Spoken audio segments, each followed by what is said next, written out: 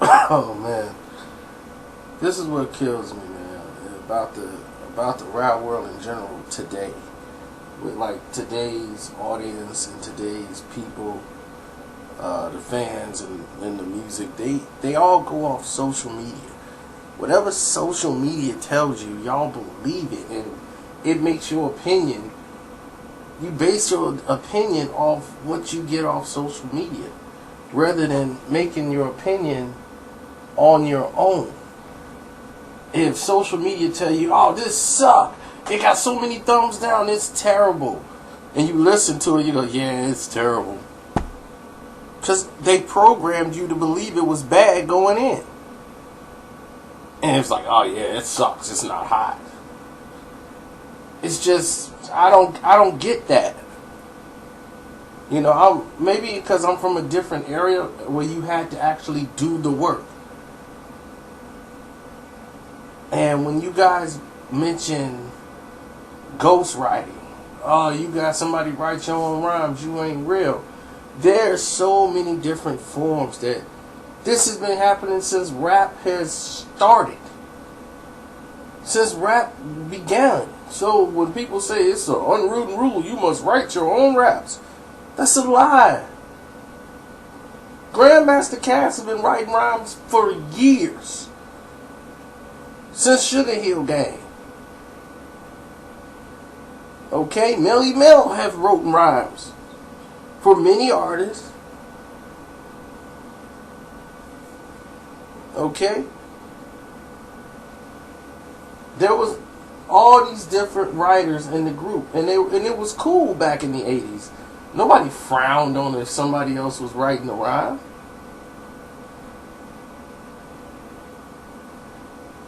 It was about how you performed. Like we said, DMC was the writer for Run DMC. D wrote the rhymes.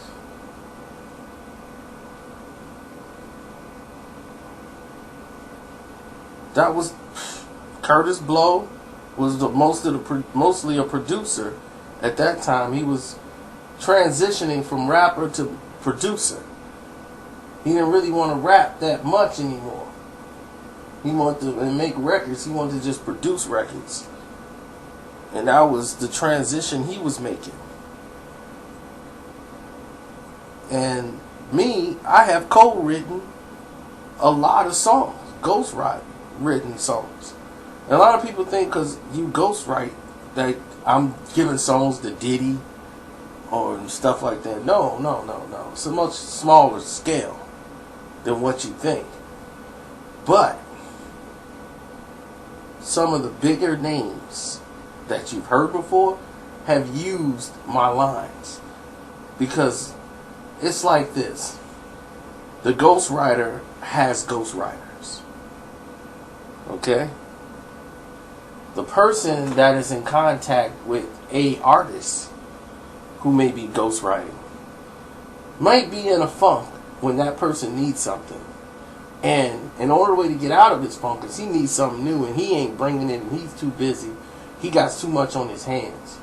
So he reaches out to other people who he know got lines and who could feed him something. Now you're not going to go to whoever his clients may be. You may not even know who his clients is because they don't want you to go over them. But you can get a little piece from them if you can get them a quick 16. Oh, you want to do that? Oh, come on, man. You can help me out, man. Man, where's your 16? Oh, you need my 16? Can you write me a 32? If you give me 32, I got you. Alright. Can you do a hook?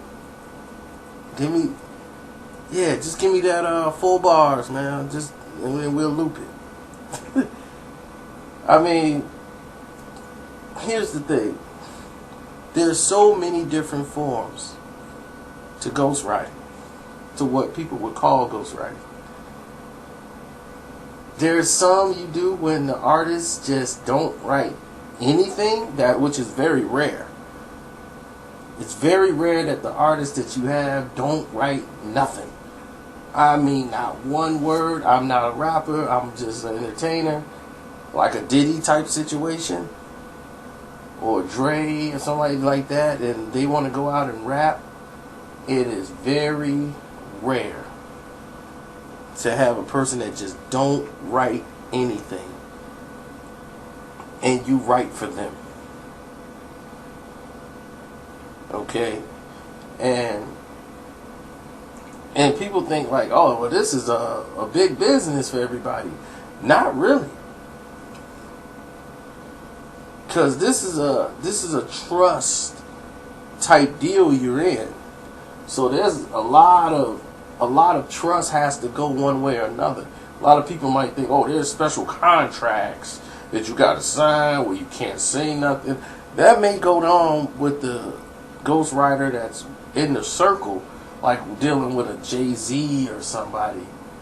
You know, like I was explaining to you guys before with Kanye West, you have some people that already write the hooks to the song and explain to you how the song's going to go, and that portion isn't like stealing or ghostwriting. That's what you call collaborating on a song with the person that's producing the track. He's showing you the theme of this is how the beat's going to go, this is how the hook should be, so you can write around it to make a song. Okay, that's when people are collaborating on a song, and that's like a joint venture. You make it easier for the artist to record the song when you already have hooks. They don't have to use it, they can go in another direction, but when you guide them that way, it's an easier transition for them, especially if they believe what you're telling them. So it's a much different type of situation. Now with Quentin Miller situation, from the songs it looked like it's a reference track. Like Biggie did a reference track, one of them leaked out with the Queen Bee. He did the Queen Bee verse and the whole song for Little Kim. And it's word, almost word for word what she was spitting on her album. Now, how did that leak out? I'm quite sure Puffy didn't leak that. That was leaked out with somebody who had recorded it or worked on that album. And they end up leaking it out for X amount of dollars to somebody. But what happened is, that's what you call a reference track. And reference tracks are done that way so that the artist that comes in, you might not have time to sit there and write it all out. And when they come in there, they're going to screw it up because they're not going to perform it the way you did it. So you go and rap it in the tone that they should be rapping it in, so that it makes sense if they say it the right type of way. And when I had to write for a couple of people, sometimes you would have to rap it in a tone of the person, or in a certain tone that you deliver it. It would sound better. But if I knew the person and how they were going to do it, you easily could write for them. If you ever heard them rap, you know how to write it so that they would understand it to pick it up, to use it that way. And they can get the wordplay quicker. That's if you have a rapport with the person and it's easier to go with. Now somebody would go in the studio and lay the track, the reference track, and then they'll send it in to somebody so that person will have a day or two to learn the track. Then they can come in and spit the track and put their own words in it. They might change a couple of lines, or they might change 2-3 lines, or the song might be talking about something in a certain tone that fits ATL style, or a certain style that's hot at the time. So the artist might want to have that type of swag, or that type of that words play, or whatever they're using, so that people there can relate to what he's saying. Now, there are other big name artists that have used other writers for those type of purposes that were major in the game of rap. And they did it to stay relevant with a younger audience. As they got older, their wordplay was still, the slang was still not matching today's youth. So they had to incorporate some of the younger artists around them to help out with the lingo. So when they were spitting, it wouldn't sound outdated.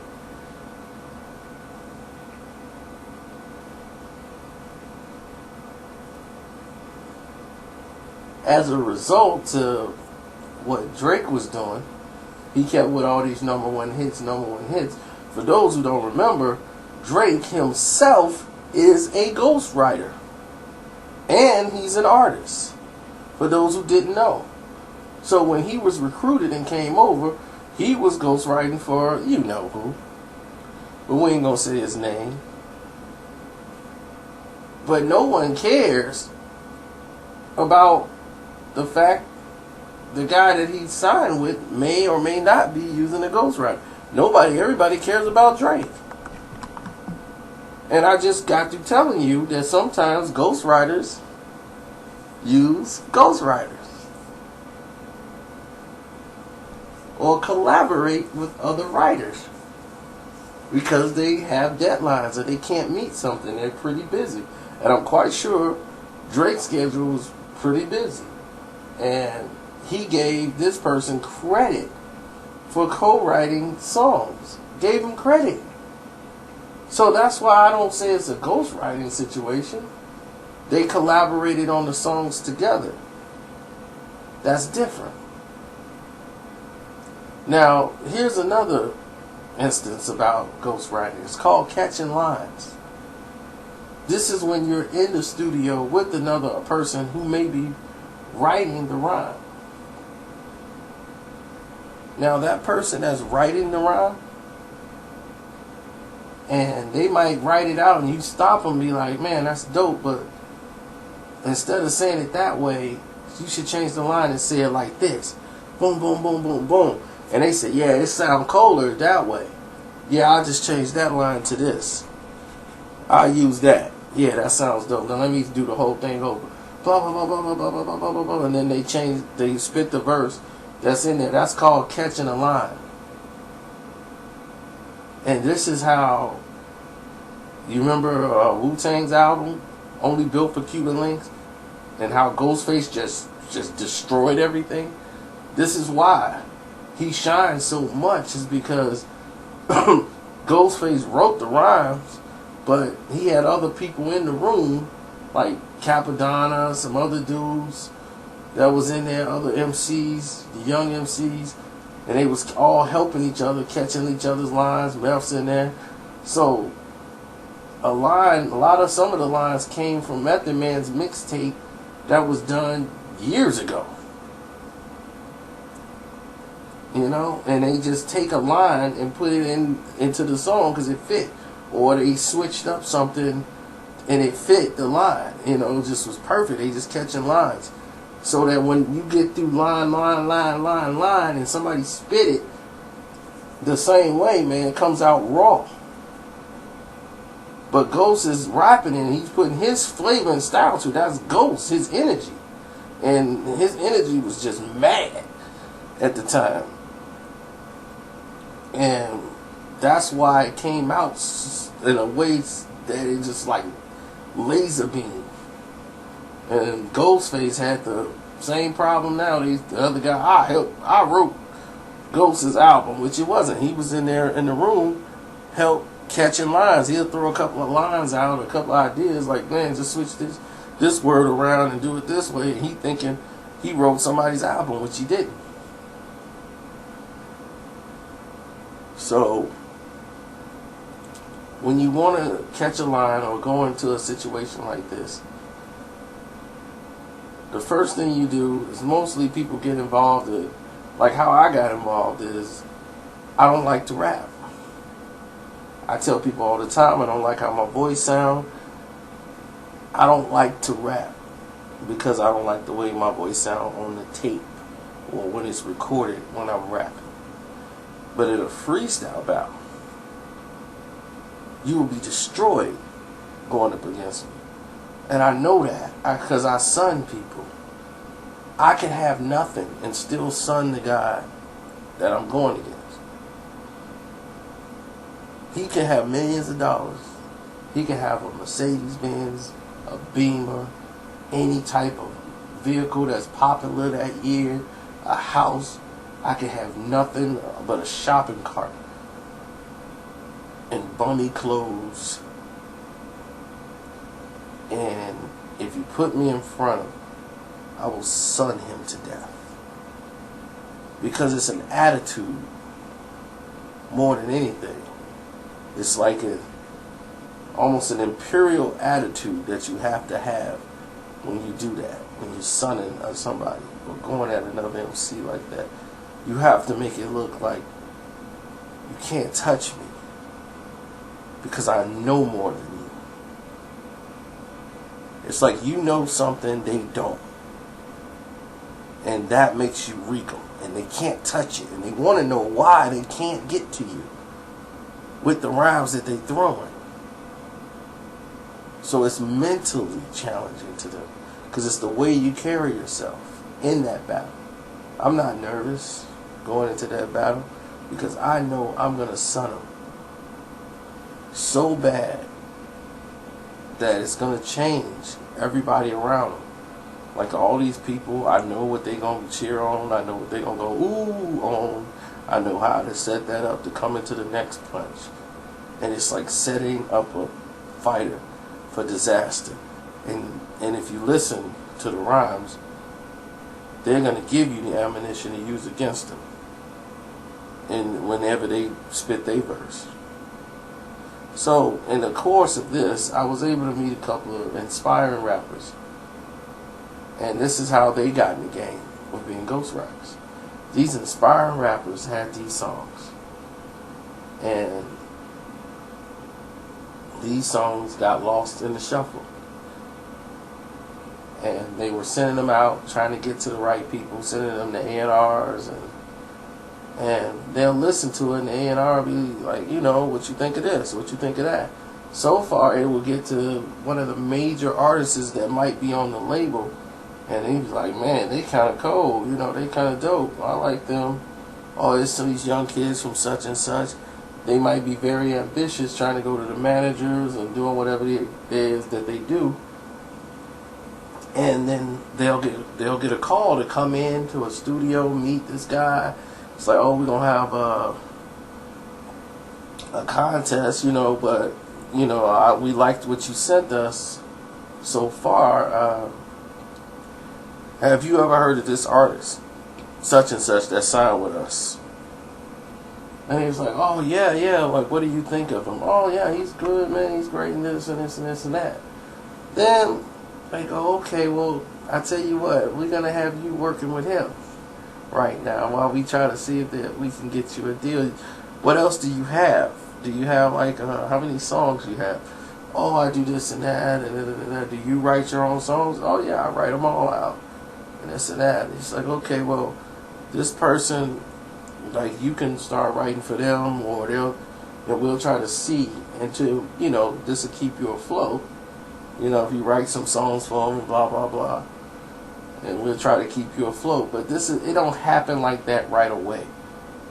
Okay, they'll try to keep you on board and treat you like family, but want to keep you close to where you don't say anything, or it's a trust thing, or they feel that you need this and you're not going to try to blow it. And they'll tell you about, don't go on social media. We don't want you having a social media presence right now. Once you start getting hot, then we'll do that. We'll get you exposure. You'll see some of the ghostwriters actually with the rappers, and they look like part of the entourage, but they're actually the ghostwriters. Ghostwriters will be in one room, like working, preparing the rhyme for the artist. And they'll be locked in a room, just going at it, writing the rhyme out, and give it to the artist. There's some artists who have never written a word, and the songs is written down for them on paper. Nowadays, people use phone. They write all their bars out on the phone, and they send it to people in a text message, which is the dumbest thing I've seen. I'm not too fond of that technology, but people text me to rhyme. I'm like, text you to rhyme? You don't even know how to rap. Alright. And see, with me, that wouldn't work, because certain words, you have to say it to make it rhyme. And the way I do it is way too complex for you to understand. Like, man, how these words are going to rhyme? They don't mix. I would have to perform it and make a reference track so you would know how to do that if I didn't know how your style of rap was. Like, if I was writing for somebody from ATL, I would basically use a whole different type of writing pattern for ATL type rap. There's a certain rhyme pattern for a New York artist. There's a different rap pattern from a Philly artist. But not Meek Mill. You know, Meek Mill took the boy's song, Lil George, I got the juice, I got the sauce, and turned it to I got the juice. And just took that boy's song. That wasn't even a reference track. He just stole it. Flat out stole it. He didn't pay Lil Juice. Lil George, he didn't pay him at all. He just took the boy's song. Nobody talks about that.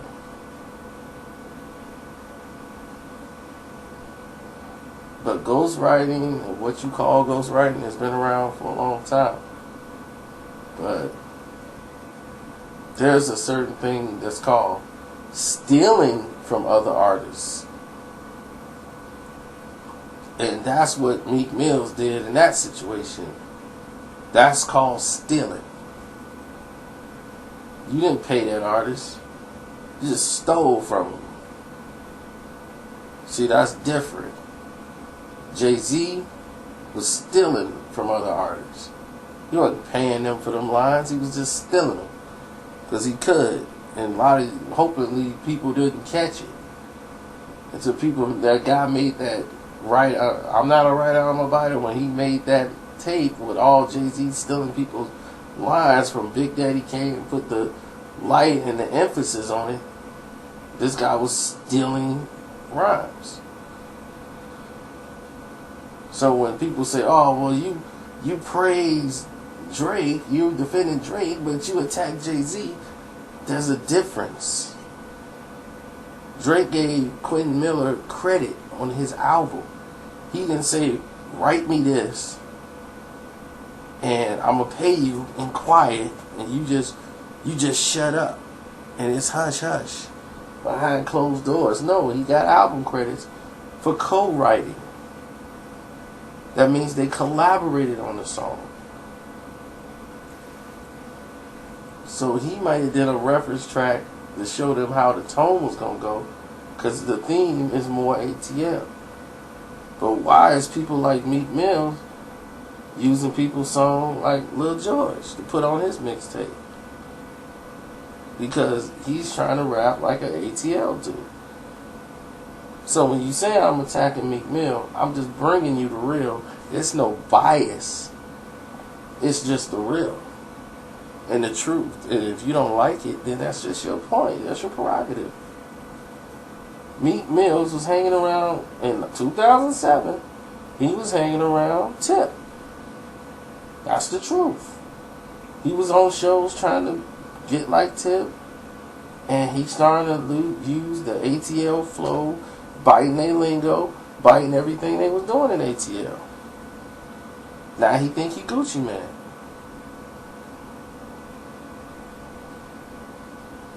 So, hey, I don't know. You tell me. Do he rap like a Philly guy?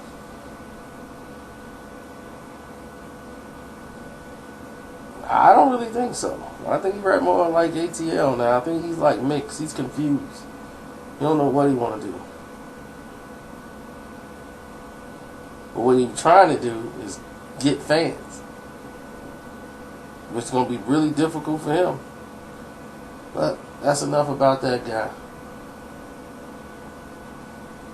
I hope you understand the concept of ghostwriting.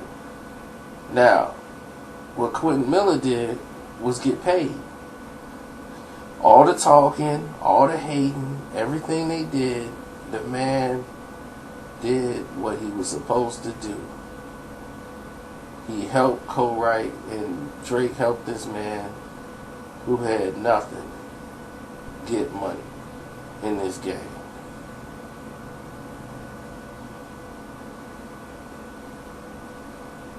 Now, if Quentin Miller would have came out with those songs, they probably wouldn't have went nowhere. Drake helped him get established in the game. Now everybody know Quentin Miller as a household name. So, for that, people should be grateful. Now, on the other side of the coin, there's a lot of people who were paid what they call upfront flat fee for writing a song, where the manager would pay the person a flat fee. Then sometimes they never meet the artist.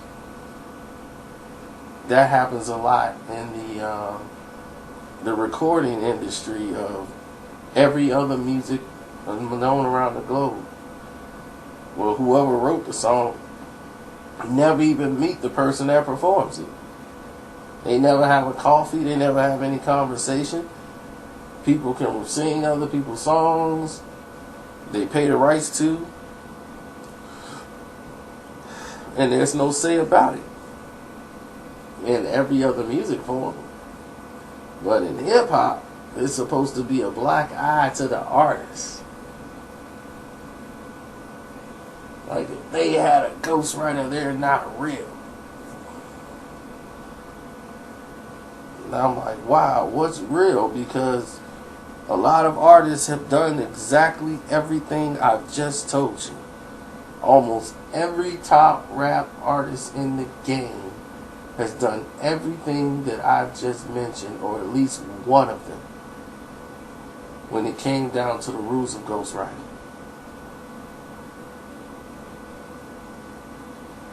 I just thought that I should let y'all know and tell y'all that people should stick to the rules of this, which means that it's not even worth discussing. It's not worth mentioning.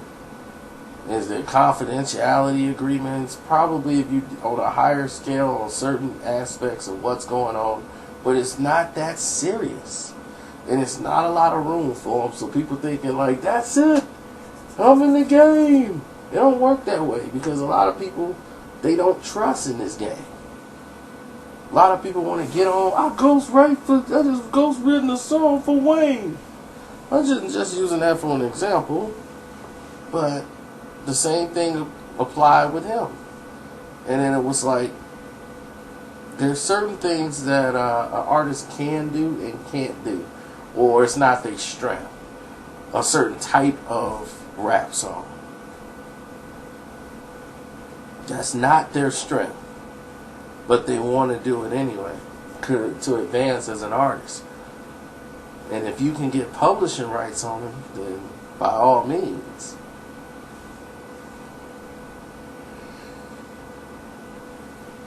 So the reason why I didn't attack Drake so much with the Quentin Miller situation is because he gave him credit as a writer.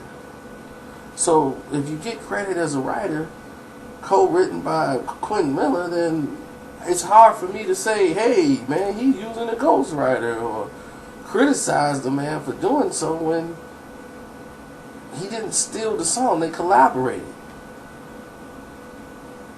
And I tried to explain people the difference, so I hope this video really touches people.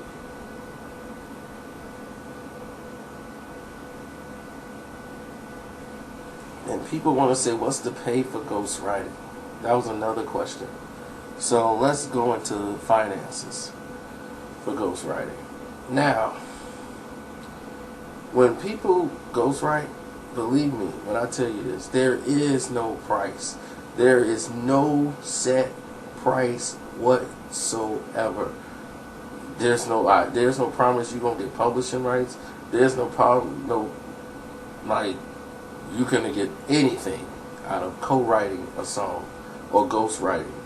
The only way you're going to get paid, I don't care what contract the artist signed with you, unless it's a certain agreement. If your name is not in the credits, you are not going to get paid royalties. I repeat, if your name is not in those credits, you are not going to be paid royalties. You would have to sue to get royalties and have absolute proof that you actually recorded these songs. You will have to be in the credits of the song somewhere. When we mean credits, we mean not to say shout out to my homie. We mean not the thank you notes. We mean actual album credits, where you're being credited as a producer, a mixer, or something in order to get royalty type money. If it says co-written and they have all the writers in there and your name's in there somehow,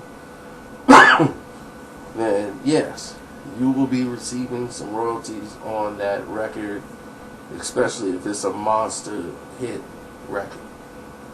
Other than that, you're getting a flat fee, like most of them get. But what happens is, if you make that artist very happy, 9 times out of 10, you are with them. They trust your work. They trust you. You know, y'all have a good rapport. That person wants to keep you around. And as long as what you're writing is relevant, it keeps them rich and keep them happy. And you'll keep making money, and you're going to make some dough. Now, what Drake did was very nice by making this guy a co-writer, making sure he gets credit.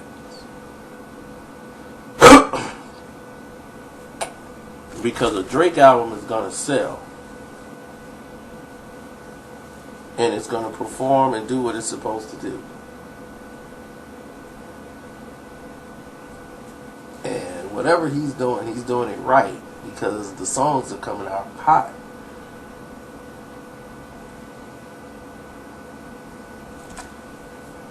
That artist has to perform and kick it the way it's supposed to.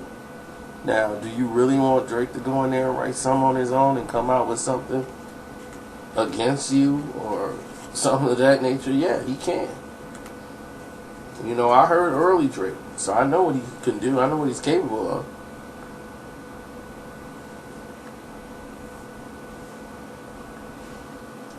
And a lot of people think, like, man, you just hating on Meek Mill. No, Meek Mill, from that text message he put out back in July, when he said Drake using a ghostwriter, and that's why he didn't retweet my album, because we found out.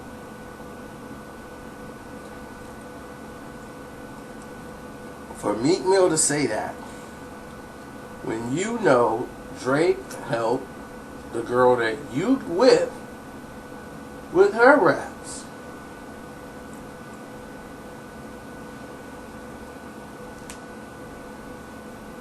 who also uses a ghostwriter in Safari, who actually helps her structure her rhymes.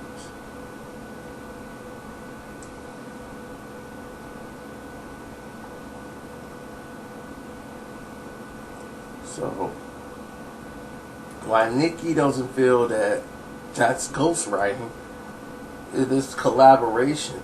She's writing the raps while he's staying there coming up with lines and spitting them, and he's coming up with lines and she's writing them down, and then she's spitting it back.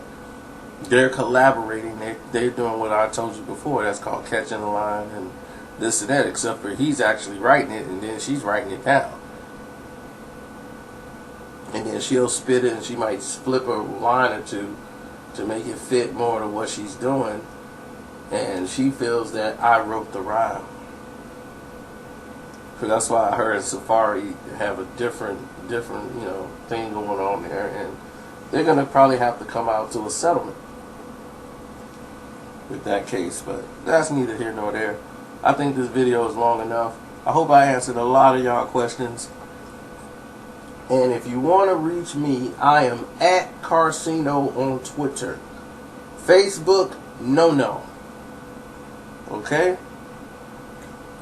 People send me messages. You are wasting almost your valuable time on Facebook. I very rarely respond to anybody on a Facebook message. Okay? Because I normally respond to family and friends on Facebook. That's it. Everybody else, you just putting stuff in there that is probably not going to get looked at. Don't send me stuff through Facebook. I've tried to tell you 1,000 times. Twitter, you have your best bet of getting some contact or response from me. And I'm at Karceno. Just as simple as plain. I'm not really on Instagram that much, but I think I'm at Karceno on Instagram. So, there you have it. That is how you find me.